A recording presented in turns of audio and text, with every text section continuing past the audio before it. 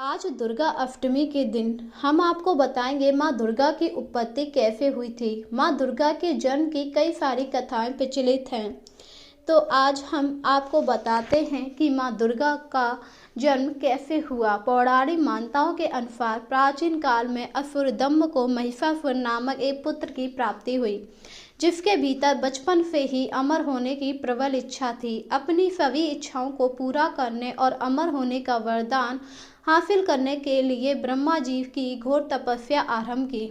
महिषासुर द्वारा की गई इस कठोर तपस्या से ब्रह्मा जी प्रसन्न हुए और उससे मनचाहा वरदान मांगने को कहा।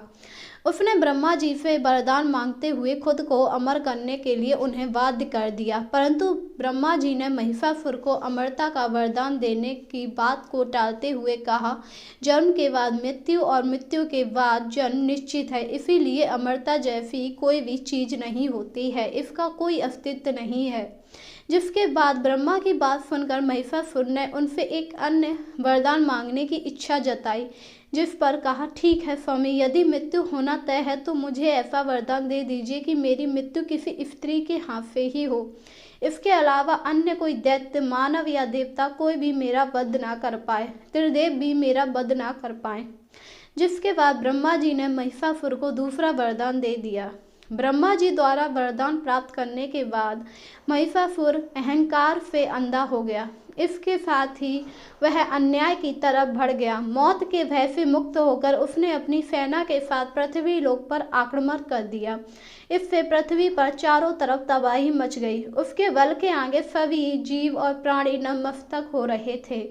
पृथ्वी और पाताल को अपने अधीन करने के बाद अहंकारी महिषासुर ने इंद्रलोक पर भी आक्रमण कर दिया, जिसमें उन्होंने इंद्रदेव को पराजित किया और स्वर्ग पे भी कब्जा कर लिया। महिषासुर से परेशान होकर सभी देवी देवता त्रिदेव अर्थात महादेव ब्रह्मा और विष्णु के पास सहायता मांगने पहुंचे। इस पर विष्णु भगवान ने उनके अंत के लिए देवी सती के निर्माण की सलाह दी, जिसके बाद सभी देवताओं ने मिलकर देवी सती को सहायता के लिए पुकारा। इस पुकार को सुनकर त्रिदेव के शरीर में से एक अत्यंत खूबसूरत तेज निकला। तेज इतना तेज था कि उससे एक अत्यंत खूबसूरत सुंदरी का निर्माण हुआ। उसी तेज से निकली माँ आदि शक्ति, जिसके रूप और तेज से सभी देवता आश्चर्यचकित रह गए। त्रिदेवों के निर्मित हुई देवी दुर्गा को हिमवाहन ने सवारी के लिए सिंह दिया। इसी प्रकार वहां मौजूद सभी देवी देवताओं ने माँ दुर्गा को अपने अपने एक एक अस्त्र सौंप दिए। इस तरह स्वर्ग में देवी दुर्गा को इस समस्या हेतु तैयार किया गया।